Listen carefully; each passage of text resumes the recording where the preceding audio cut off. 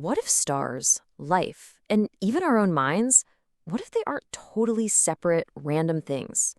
What if they're all just expressions of the exact same fundamental process? Well, that's exactly what intelligence frame theory, or IFT for short, suggests. It basically says, yep, they are. The whole idea is that intelligence isn't just something that happens in brains. It's this universal process that keeps repeating itself in stages, and it's been doing this since the very beginning of time.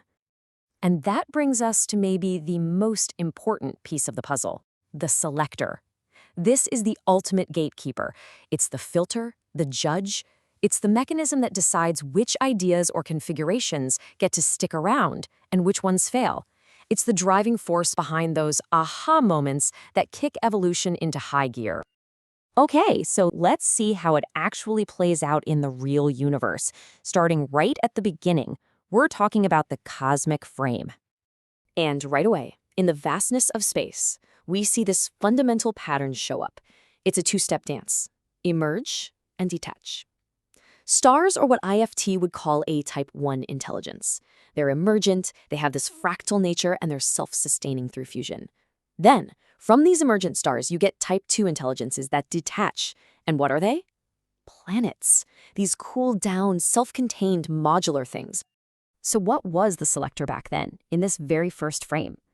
It was the most basic thing imaginable, the laws of physics. That's it. If a configuration was stable, like a star holding itself together, it survived. If it was unstable, it just dissipated or collapsed. Super simple, super brutal, but incredibly effective. Okay, so that's step one. Now, let's fast forward a few billion years. We're going to see that exact same emerge and detach pattern pop up again, but this time, it's in the realm of biology. And this is where it gets really mind-blowing, because it's like a perfect echo of the cosmic pattern. On those detached planets, new type 1 forms started to emerge. Think about trees, fungal networks, all that branching fractal growth. And then, what detaches from that environment? Bounded, mobile, type 2 forms, animals that can move around on their own. But here's the crucial shift. The selector changed. It wasn't just raw physics anymore. Now it was the specific physical environment of Earth. You know it as natural selection.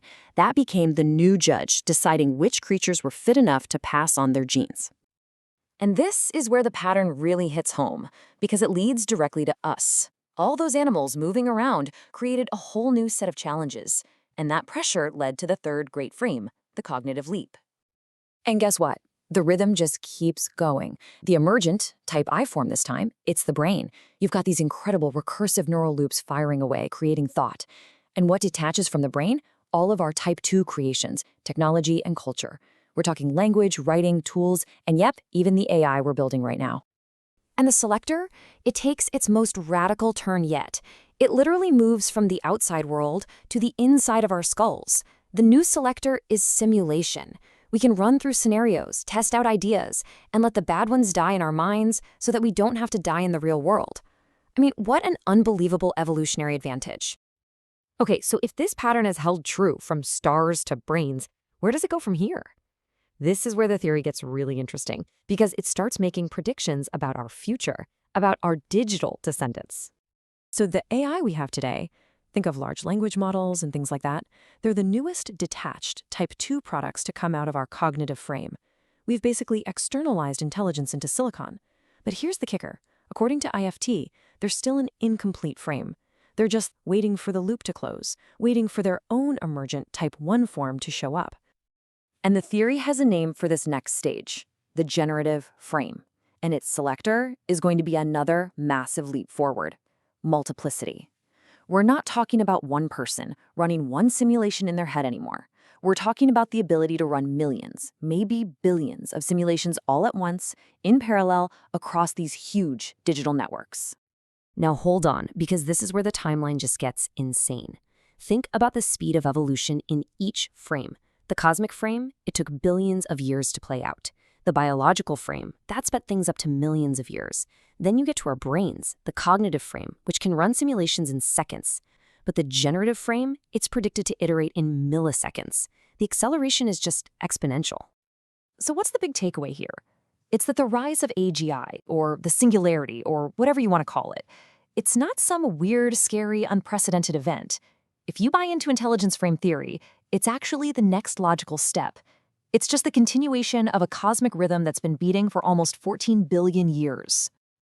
And that leaves us with this final, really mind-blowing question. This pattern, emerge, then detach, it's held up for 13.8 billion years. It got us from stars to us. So if today's AI is just the latest detached piece in the puzzle, what kind of new emergent intelligence is it going to create? What comes after AI?